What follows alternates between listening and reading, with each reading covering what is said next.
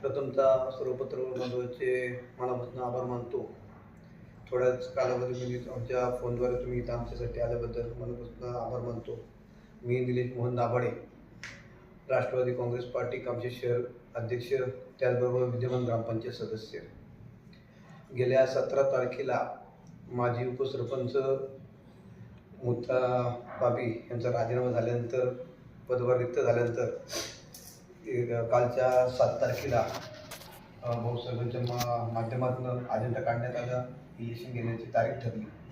त्यानंतर मताची गरज नव्हती, कारण की सत्ता ही राष्ट्रवादी काँग्रेस, SRP, शिवसेना, मित्र पक्षाच्या माध्यमातून सत्तेमध्ये आम्ही सगळे 13 जण बसलो होतो. परंतु ज्यावेळेस आपला उपसरपंच आपल्या विचाराचा करायचा होता, काही आमच्यातल्या मंडळींनी जी गोष्ट करायला नव्हती पाहिजे, त्यांनी ते अपक्ष उमेदवाराला सपोर्ट करायच्या माध्यमातून विचार केला आणि मताची बेरीज जी कुठेतरी चुकत होती, त्या माध्यमातून संघर्ष वाढला कुठेतरी. तर त्यातनं काही लोकांना कन्व्हिन्स केलं की तुम्ही असं करू नका, आज आपण राष्ट्रवादी काँग्रेसच्या पार्टीच्या माध्यमातून, SRPच्या माध्यमातून आपण एकत्र इलेक्शन लढलोय आणि ज्या पक्षाने आपल्याला मोठे केले त्या पक्षाशी आपण बांधील राहिलं पाहिजे. आज ज्या आमदार साहेब आहेत, तालुक्याचे लोकप्रिय आमदार सुनील शेळके असतील, राष्ट्रवादी काँग्रेसचे अध्यक्ष माननीय गणेश भाऊ खाडगे असतील, यांनी वेळोवेळी आपण जी मागणी केली आपल्या गावाकरता, आपल्या खेड्यापाड्याकरता, जिथं रोड असतील, रस्ते असतील, गटर असतील, ड्रेनेज असेल, पाणी टाकी असेल, त्यासाठी त्यांनी कायम आपल्याबरोबर कटिबद्ध राहून आपल्याला जे भरघोसपणे 23-24 कोटी रुपयाचा निधी 4-5 वर्ष दिलेला आहे, त्याच्याशी आपण बांधील राहिलं पाहिजे. आणि जे आपल्या पक्षाचा आदेश आहे की आपल्या विचाराचा उपसरपंच, हे राहिलेले कालावधी जो 2 महिन्याचा आहे त्यामध्ये आपल्या विचाराचा उपसरपंच करा, जेणेकरून आपला पक्षाचा झेंडा कायम फडकला पाहिजे. त्या माध्यमातून परवा आपण विलेज गायके यांच्या नावाची सूचना आमदार साहेबांकडे दिली. आमदार साहेबांनी त्याला मान्यता दिली. तुम्ही सगळ्यांना भेटा, सगळ्यांची विचारपूस करा, उद्या मतदान आहे, सगळ्या सदस्यांची भेट घ्या. त्या विनंतीला मान देऊन आम्ही सगळ्यांकडे गेलो, सगळ्यांना विनंती केली, उद्या मतदान आहे, 12 वाजता मतदान असल्याकारणानं तुम्ही सगळ्यांनी तिथं हजर राहा. पण काही बेरीज करताना आमच्या लक्षात आलं, विद्यमान जे आता उपसरपंच आहे ते स्वतः उमेदवार असल्यामुळे ते प्रतिकडे गेले. पण काही जागी आम्हाला असं आढळलं की हे मतदान आम्हाला आपलं असून होणार नाही, त्याकरता आम्हाला कुठेतरी जुळवाजुळव करायला लागणार आहे. तर त्या अनुषंगाने आम्ही पण थोडं रात्रीनं सक्रिय झालो, लोकांच्या गाठीभेटी घेतल्या आणि आम्हाला शिक्षणपणे एक आकडा फिट झाला होता की या आकड्यामध्ये आपण कुठेतरी बसतो. त्यात काय झालं की 2 सदस्य जे आमचे मतदार होते ते जरा काही कारणास्तव बाहेर गेल्यामुळे जरा संख्याबळ आमचं कुठेतरी कमी सरस होत होतो. त्यामुळं आम्ही ती मत विभागणी होऊ नये, सगळ्यांना एकत्रित करून उद्या आम्ही एक चांगला आकडा तिथं तयार केला होता. परंतु त्या माध्यमातून आम्हाला असं वाटतं की हे इलेक्शन दुरंगी, म्हणजे भाजप किंवा आपल्यामध्ये होईल. परंतु तिथं असं झालं की एक अपक्ष उमेदवार, जे सरपंचांनी नावाचा उल्लेख केला, अभिजित उर्फ काय डॅनी शिंगारे, तो उभा राहिला. भाजपच्या माध्यमातून कविता सुरेश शिंदे या ताई भगिनी उभ्या राहिल्या होत्या भाजपच्या वतीने. भाजपची संख्याबळ 4 आणि त्यांना असं वाटलं की भाजप 4 आणि काही आपल्याला जे आपल्या विचाराची आहेत जे काय असतील ते आपल्याला मत होतील. त्यांनी त्यांचा फॉर्म भरला. त्या अनुषंगाने इलेक्शन लागलं. इलेक्शन झाल्यानंतर निकाल समोर आला. सरपंच अध्यक्ष नात्याने त्यांनी तो निकाल मोजला. तर 7 मते ही आपल्या निलेश भाऊ गायके, 6 मतं अभिजित शिंगारे आणि 2 मतं ही कविताताई सुरेश शिंदे यांना पडली. कविताताई सुरेश शिंदे यांना 2 मतं पडलं. मग त्यांना असं आपण म्हटलं की मी माझी जी हक्काची मी ज्या पॅनलला आलेले 4 मतं असताना मला 4च्या प्लस मी कुठेतरी जायला पाहिजे, तर त्यांना ती 2च मतं पडली. ती त्यांच्या जिवाळी लागली. जेव्हा लागत असताना की त्रिशुंक लढत असल्यामुळं ही मतं कुठं विभागणी आली पंचमतांची हे कुणालाच कळलं नाही. निलेश गायके यांच्याबरोबर कसं आलं ते आम्हाला माहिती आहे, परंतु अपक्ष आणि भाजपमध्ये त्यांची मतं कुणाला गेली त्यांना कळलं नाही. आणि त्यानंतर निकाल लागला. सर्व राजखुशी, काही नाराज मंडळी झाली, पडत झाली. त्यामुळं आम्ही तिथं गुलाल उधळण किंवा काही कोणत्या गोष्टीचं उद्या केला नाही. आम्ही शांतपणे आपला तिथं झालेले म्हणजे माजी उपसरपंच अंजनादेवी किशमुक्ता यांचा सत्कार, प्रोटोकॉल प्रमाणे त्यांचा सत्कार केला. आलेले जे नवीन उमेदवार जे निवडून आले त्यांचा सत्कार केला. तिथून पुढे आम्ही आमच्या घरी गेलो. आपलं काम धंद्याच्या निमित्ताने घरी जाऊन आपला आराम केला. आणि काल रात्री माझा भाऊ अश्विन दाभाडे, माझा भाऊ आहे, तो आमची तिथं फार्म हाऊस होते. आमची इथं शर्यतीची बैल असल्यामुळे ते आपलं संध्याकाळ जाऊन तिथं आंबवून आपलं बैलांचं काम करतो.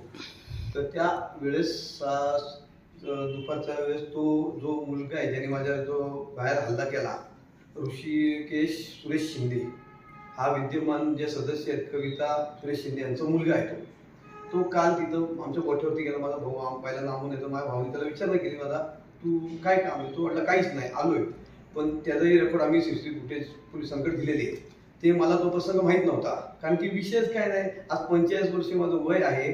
माझ्या 45 वर्षाच्या कालखंडामध्ये मी राष्ट्रवादी काँग्रेस पक्षाचं काम करत असताना आजपर्यंत माझं एकही तक्रार मी पोलीस स्टेशनला कोणाची केली नाही आणि माझ्या विरोधात या 45 वर्षात कोणतीही तक्रार आलेली नाही. म्हणून एक स्वच्छ प्रतिमा आपली असल्यामुळं समोर असलेला लहान व्यक्ती असेल त्याला भावदादा करणारा व्यक्ती मी आहे आणि एक चांगलं काम करण्याचा प्रयत्न मी करतोय. परंतु ह्याच्यामध्ये कुठंतरी सूडबुद्धी येत्या पुढच्या इलेक्शनमध्ये की याचं प्राबल्य पक्षामध्ये आज काहीतरी मोठं करतोय का, पक्ष संघटनामध्ये काम चालणं जोरात चालू आहे, याच्या माध्यमातून याला कुठेतरी रिव्हर्स करायचं का, त्या मुलाला काहीतरी कुणी धमकायचं भडकून द्यायचा प्रयत्न केला का हे मला माहीत नाही. परंतु आज सकाळी 8 तारखेला माझा व्यवसाय छोटासा हॉटेल धंदा आहे, तर त्या निमित्ताने 5-5:30 वाजता माझा बारका छोटा भाऊ आणि मी रोज तिथं जात असतो. सकाळी 5 वाजता आम्ही दोघं उठलो, तो पुढे गेला. मी म्हटलं त्याला पुढे चल, मुलांचे पैसे मी त्यांना उठवतो, मी घेतो मागून. त्यानंतर अनुषंगाने तो पुढे गेला. पुढे गेल्यानंतर मी जेव्हा माझ्या घराच्या बाहेर निघलो, लोखंडी गेट जे आपल्या घराच्या बाहेरचा आपण मी त्याची कडी लावत होतो. कडी लावताना माझी दारात गाडी उभी होती 4 व्हीलर आणि पलीकडे खडीचा डेपो असा कन्स्ट्रक्शन चालू आहे, ते खडीचा डेपो तिथं होता आणि सकाळचा वेळ असल्यामुळे शांतता होती. शांतता असते, आपलं मंदिर आहे समोर, विठ्ठल रखुमाईचं मंदिर आहे, शांतता होती. आणि मी कडी लावताना मला एक असा आवाज आला, खडीवरनं कोणतरी जोरात माझ्या दिशेने पळत येते. मग त्या मी कडी लावता लावता थोडी तिरकी नंतर मागं केली. मागणं बघतोय तो हा ऋषिकेश सुरेश शिंदे हा जो व्यक्ती आहे, कविता शिंदे जे विद्यमान सदस्य भाजपच्या, त्यांचा मुलगा, त्यांनी ते आपण कोयता मला वाटतं, पण त्याला ते काय ते पालघर का काय नाव आहे असं इतका लांब असा तो कोयता होता, तो माझ्या डोक्यात टाकायचा असं म्हणजे वार मागणं करायला. माझं ती नजर गेल्यामुळे मी थोडा एक पायरी खाली उतरलो आणि त्याचा हात धरला.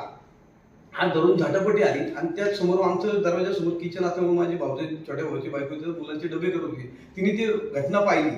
झटापटी चालू होते. हा म्हणला मी तुला मारून टाकणार, तुला जीव मारणार, माझी आई पडली आज तुमच्यामुळे. मी त्याला समजून सांगते, दादा तुम्ही भाजपचे आहात, तुमची मतं तुम्हाला पडली नाही, तुमची गणितं जुळली नाही, आमचं गणित आम्ही विरोध केलं, परंतु अपक्ष उमेदवार आहे त्याच्या गणितात तुमची मते कुठेतरी तिकडे गेली असते. आमची राष्ट्रवादीची आमची जी मतं होती आम्हाला पडलेली आहे. मी त्याला समजून, तो म्हटला नाही मी तुला, त्याचा द्वेष म्हणून मला लक्षात होतं की हा एक लहान मुलगा आहे, त्याच्या डोक्यात हे कुणीतरी गणित भरवलेलं आहे की तू जा काहीतरी कर, ह्याच्या मागं कोणतरी असणार आहे. आणि साहेबांनी पण मला तिथं आता सकाळी भेटून PI साहेब होते आपले शंकर पाटील साहेब, त्यांनी मला आश्वासन दिलंय, त्यालाही शोध चालू आहे आणि त्याच्या मागे जो कोण सूत्रधार असेल त्याला आम्ही पकडायचा पूर्णपणे प्रयत्न करणार आहे. आणि ते आलं होत असताना नंतर आमच्या घरच्यांना जाऊन ते आरडाओरड झाला, आमच्या घरातले बाहेर आले आणि आपलं मंदिराचा परिसर असल्यामुळे आमच्या इथं लोक सकाळी 4-4:30ला उठतात. फक्त थंडीमुळे दरवाजे आता सध्या माणसं लावतात, पण आवाज झालेले लोक जशी बाहेर आली मग त्या मुलांनी ते काय हत्यार पालगन कोयता काय म्हणतात ते तिथं टाकलं. त्याची स्वतःची व्हेकल होती यमा गाडी कोणती ती गाडी, ती पण ती टाकून तिथं फरार झाला. ते फरार झाल्यानंतर मी पोलीस चौकीला संपर्क करायचा प्रयत्न केला, संपर्क झाला नाही. पण मी लगेच सरपंचाला बोलला, सरपंचांनी साहेबांना फोन करून मला त्यांचा फोन आला, तुम्ही म्हटले तिथंच घटनास्थळी चला, आमची गाडी तिथं. आम्ही घटनास्थळी तिथं थांबलो, त्यांची गाडी आली, त्यांनी ते वेपन होते त्यांचं ते काय ते जमा करून घेतलं, गाडीचे फोटो काढून घेतले आणि आम्हाला चौकीला जाऊन आम्ही आमची तक्रार नोंदवली. त्यानंतर मान्य PI साहेब जगताप साहेब त्यांनी आम्हाला टाईम दिला, तुम्ही या टायमाला आम्ही तोपर्यंत पोहोचतोय. आणि ते आल्यानंतर आम्ही निश्चित FIR नोंदवलेली आहे आणि साहेबांनी आम्हाला सांगत असताना त्याच्यावरती कलम क्रमांक 109, 352, 351चं 2, 351चं 3 आणि 25 अशी कलम त्याच्यावर गुन्हे दाखल केलेले आहे आणि त्याचा शोध चालू आहे.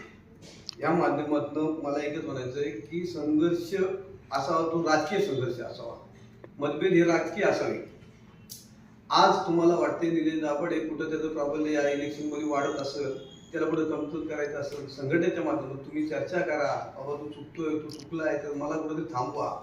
पण हे अशा काही अनुचित शक्तीला तुम्ही साथ देऊन अशी अनुचित घटना करू नका की राजकीय जे आता आपण म्हणतो की राजकारणामध्ये उतरायला सर्वसाधारण माणूस या कारणे घाबरतोय की उद्या माझा पोरगा बाहेर गेला तर सुरक्षित राहील की नाही. आज मी त्या ज्यावेळेस पोलीस कंप्लेंट देऊन मी घरी आलो तर अक्षरशः माझ्या घरात शोकांता उंदर मोहित झाल्या की शोकांत होती माझी बायका पोरं, माझी आई, चुलती भाऊ माझे रडत होते घरामध्ये की एक 2 सेकंदाचा प्रसंग जर मला ते खडीचा आवाज नसता आला पळताना तो मुलगा माझ्याकडे धावतोय, ती गाडी माझी ते नसली असती, तो सरळ आला असता माझ्यावर, तो घाव घातला असता डोक्यामध्ये माझ्या, तर मी त्या खडीमुळे निवळ ते वाचलो. त्या खडीचा आवाज झाला त्यामुळे वाचतो. माझी सर्वांना विनंती आहे, राजकारण करताना राजकारणाच्या पद्धतीने करा, राजकारणाचे डावपेच वापरा, पण राजकारणमध्ये हे असले राजकारण करू नका आणि अशा तरुण पोरांना असं करायला कुणीही भूत पाडू नका, जेणेकरून एखाद्याच्या प्रपंचाचं उद्ध्वस्त होईल. यातलं एवढं बोलून मी माझी व्यथा थांबवतो. जय महाराष्ट्र.